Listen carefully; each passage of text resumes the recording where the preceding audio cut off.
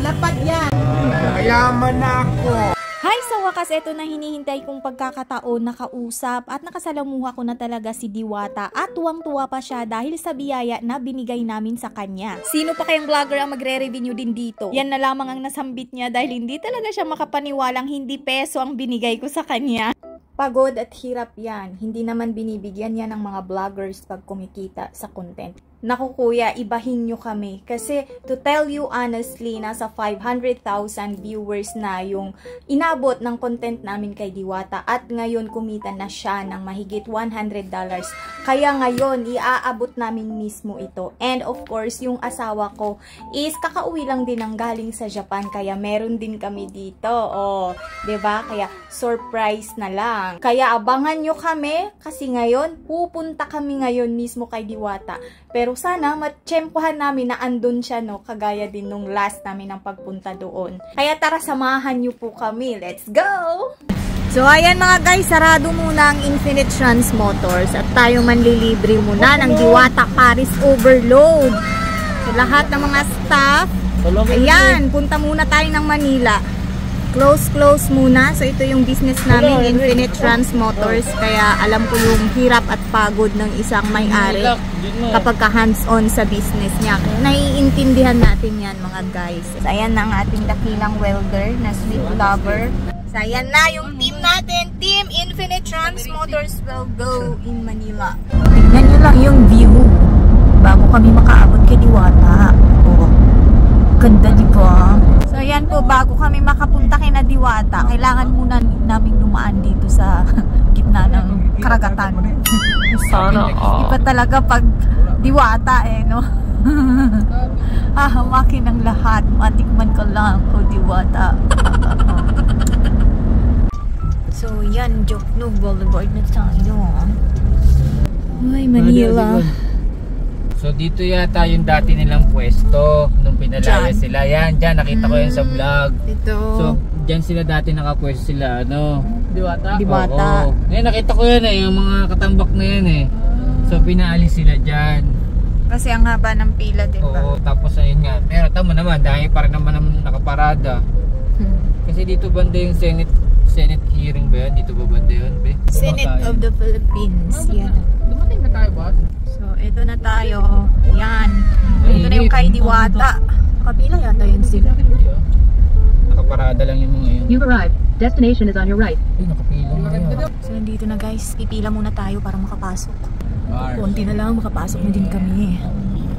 At sa wakas, dumating na rin ang Team Infinite Trans Motors sa Diwata Paris Overload. At yan na nga po guys, isa-isa na po kaming nagsibaba. At yan na nga yan, si tatay ko. Diretso na kami agad syempre doon sa mga mesa at iikot kami para makapila. Agad-agad nga nakapila na ang Team Infinite Trans Motors para nga sa pagkuha ng aming pagkain. At isa-isa ko rin kinuha yung kanilang mga orders kung Sikin ba or Diwata Paris Overload. Kasi ako ang taya. Lagi na lang akong taya. Pares tatay sa atin Sikin. Nakakain na kami ng Dalawang Sikin, 5 pares. Pipila naman tayo ulit ng bago. Ito pala? Walang pila. May second, dito tayo. Kano nga sa Sikin? 120. Wag mong sugudin. Baka magkagulo. Tisugod ti Ilocano nga ikasugod ti buok. Jay. Tisugod naman sa Tagalog. Susugod ka, nalulusog ka. Lulusog. Ano si Madam? May napasok. Wala si Diwata. Wala siya Wala nakalaan sa akin, madam. Good morning. No, this is for Diwata. Diwata? Dito po, madam. Wala siya Pinuntahan po, madam. Kaya nga. Nag-mall. Hoy, Team Infinite. Ano, kumusta ang Paris ni Diwata? Masarap? Ay, sidas. Ay. Tarunga ba? Tarunga. Review ba? Sana all. Susulit ba sa 100 pesos at ang super mechanic? Oh. Tingnan nyo yung... Hindi siya masarap, nakatatlong balik na ako. Tingnan nyo yung mukha ko. Hindi na ako magsasalita. Hindi ka na magsasalita? Awa guys. Ayaw, di ba? Anong pangalan mo, kuya? pangalan mo? O, ikaw. Ano pangalan mo? Nakalimutan ko nga, ma'am eh. Ano nga ulit yung pangalan ko ba? Dahil dito sa Paris, makakalimutan ko. Hello guys, grabe talaga epekto ng Paris. Nasaan ako? Ay, si Kuya Chris pala. Sino kayo? Okinawa, Japan. Ba't ako nandito? Okay na. Nakaka-amnesia. Payaran tuyak. Ay, may mga anak ito eh. Ay, nakitsaya pala ibang. Yung mga anak dito ah. Guys, na-amnesia na ako ang mga kauban. Ay, grabe talaga guys. Nagsi-amnesia na talaga ang mga tiga Infinite Trans Motors at ngayon ako na naman ang huhusga at kakagat nitong sike ni Diwata. Ayan. Yung sike ni Diwata oh. Dako, jud kayo. Mas dako pa sa akong naong. Lagi sike iyang tawag diri ano. Mas dako pa sa akong naong. Lami kayo ang kuan di kaning iyang pa. Ako ilang sike? Ilang sike? Dili siya. Tinuod siya nga lami. Nilagyan yung pampalasa, di ba? Yung, yan o, yung chili garlic, saka yung... Malambot siya guys. Wala si Diwata. Masarap. Kita na ko ba? Kapaliw ako.